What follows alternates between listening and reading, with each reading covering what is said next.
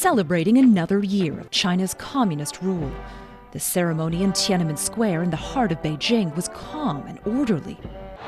Contrast that with noisy pro-democracy demonstrations on the streets of Hong Kong. But the protesters' messages aren't making much of an impact on the 1.3 billion people living in mainland China. Few here know much about the protests. Tightly scripted state media reports say they're a nuisance, choking the city. We still don't know what's going to happen, and this could all end very, very, very badly. And the government here will want to control the message as much as they can in that event. The internet is being closely watched, too. Several people in mainland China were harassed by police for posting photos online, showing support for the crowds in Hong Kong.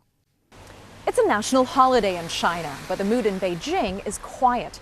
The pro-democracy protests feel very far away, and that's just how China's leaders want it. On the mainland, they're downplaying the excitement in Hong Kong.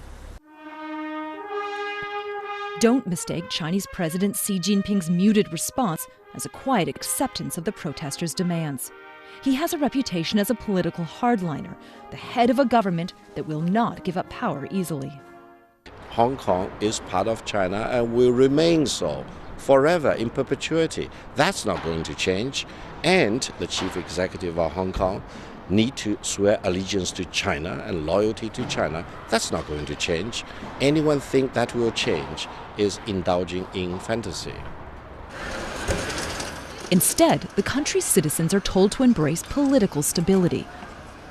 That message is repeated so often that on the mainland, it's hard to imagine that vibrant political protests are taking place inside China's borders.